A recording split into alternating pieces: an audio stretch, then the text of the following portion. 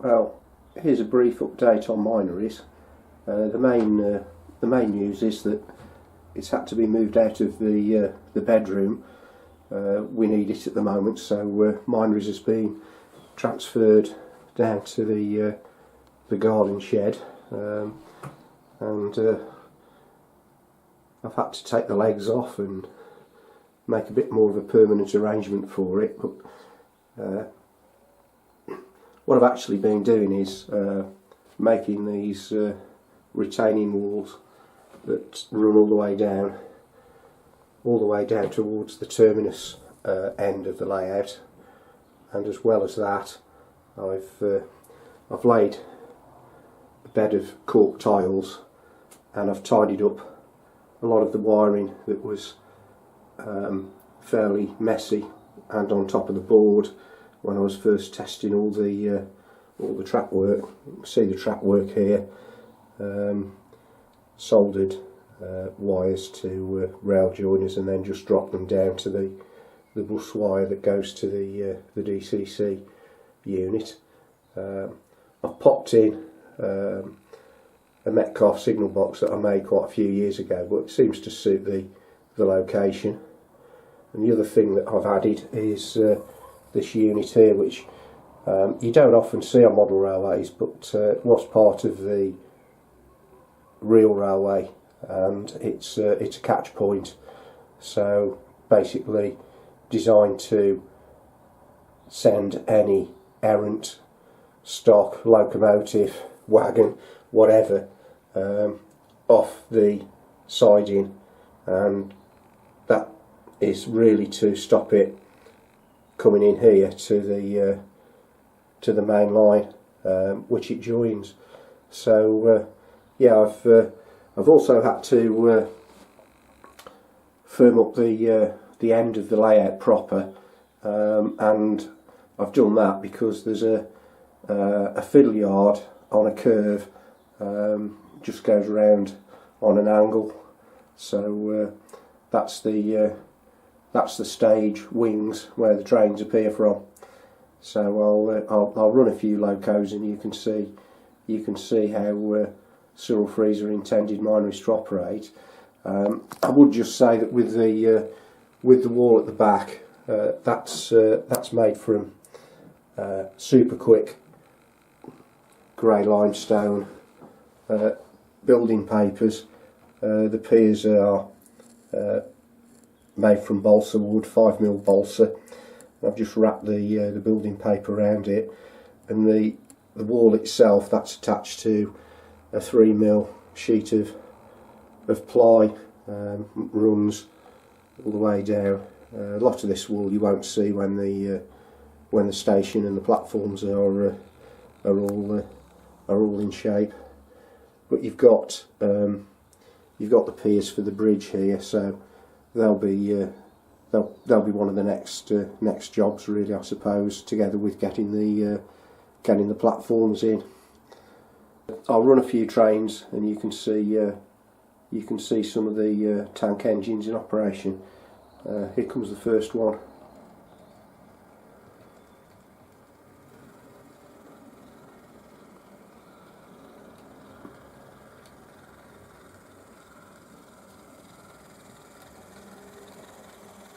It's the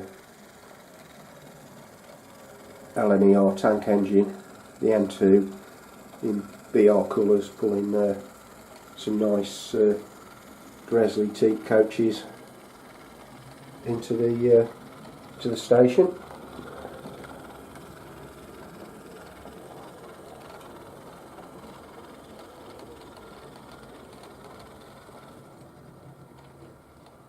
I'll just slow that down, bring it to a stop.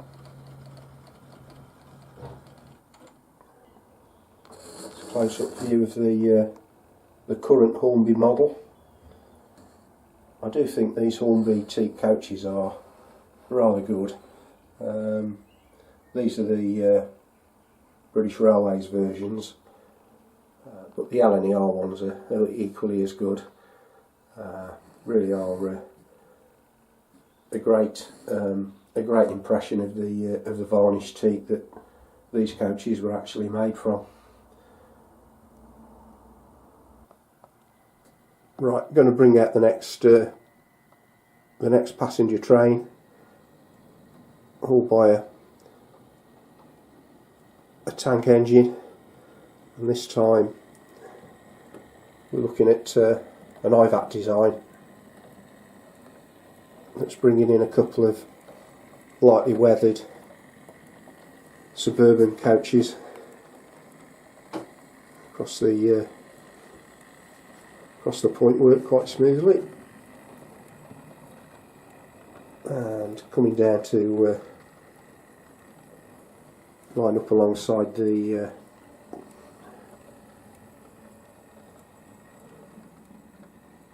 N2 and coming to a stop.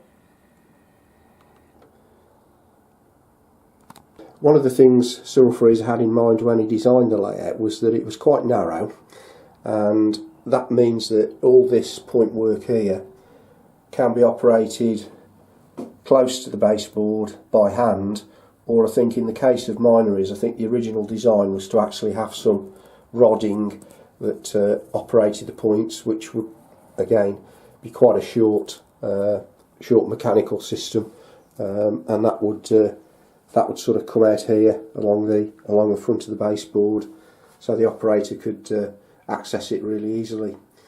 I think at the moment I'm undecided whether to leave them as they are, fairly clean looking, or to put some surface point motors on them. Certainly I like the idea of having a load of levers to pull and alter the point work settings so that I can vary what's going through and what's coming out and what direction it's all going in. But we'll leave that project for another day. Now down here we've got a little shunting diesel, an 08, and that at the moment is on station pilot duty, and it's going to come out and it's going to take a set of the carriages back to the carriage sidings to free up the loco that's brought them in. Not sure at the moment what I'm going to do about uncoupling. At the moment I'm just doing it by hand using this, which is just a piece of plastic which is used to gauge the distances between tracks. It's easy to get at the moment because there's no platform in the way, but when the platform's up it'll be virtually impossible to get a really clear angle of attack on those tension lock couplings, so it's going to have to be either some sort of electromechanical device, which is my preference, or maybe some clear plastic that you won't see that just is slotted in like the traditional uncoupling ramps that the main manufacturers sell. Anyway, I've uncoupled it, so the next stage is to just draw the engine forward a little bit and then bring out the 08 to take the carriages away.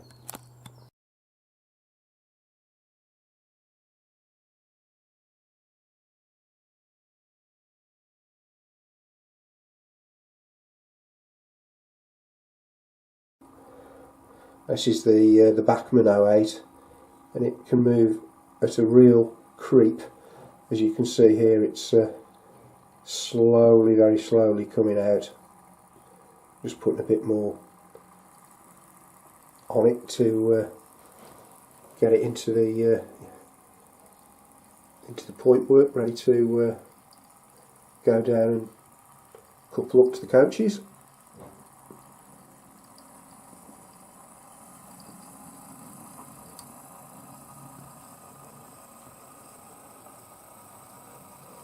It's got to go quite a way back this time, so stop him in a minute.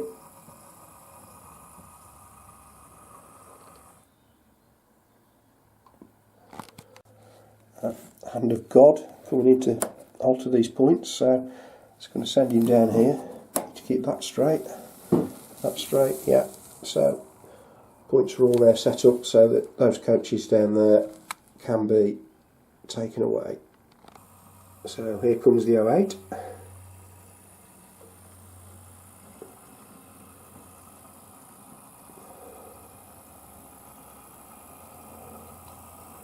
This one's lightly weathered as well.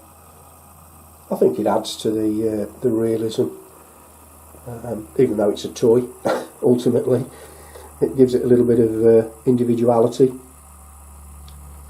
He's just going to stop in a minute.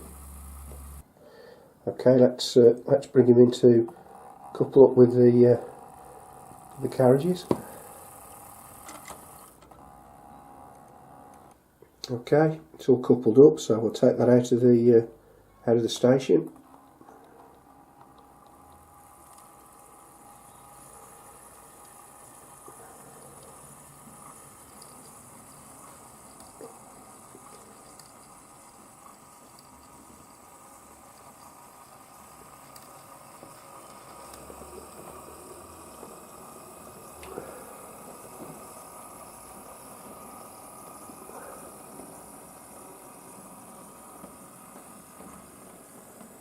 And there we go, moving off stage.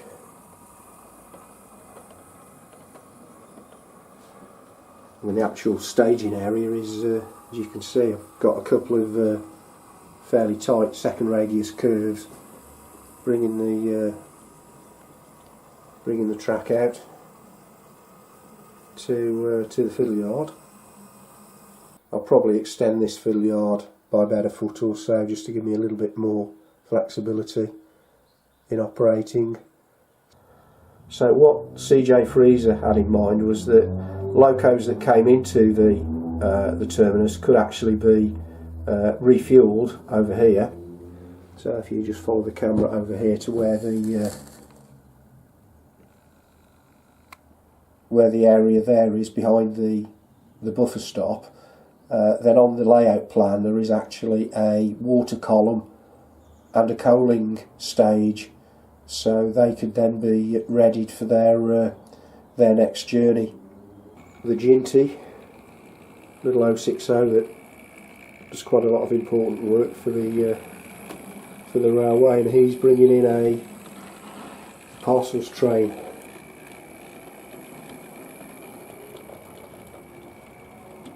Just taking that down to the parcels depot at the end there.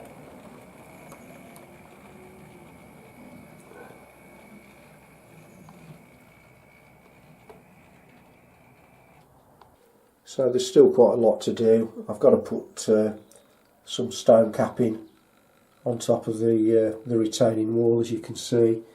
It's just plain at the moment. Round here, that's got to be transformed into a small sort of loco servicing depot with a water crane and a coal stage. Then we've got the piers here. And over here where there'll be a bridge which I've got to build to give the full Minories effect. And then of course we've got all the work to do over here on. Platform's got to go in along there, another one's got to go in down here. They're fairly long. They're actually going to come out somewhere where these curves are on the approach, so they'll be fun to build. And then right at the very far end, we've got some pictures on the wall. Oh, that's a great picture, that. And then just round here, disappearing away from that picture, we've got an area where the terminus building's going to go. Now the idea is that this will obviously be platform with access to an upper level. So there'll be some sort of footbridge with steps coming down round here to the platform areas, and then up here we can see the knotty wood.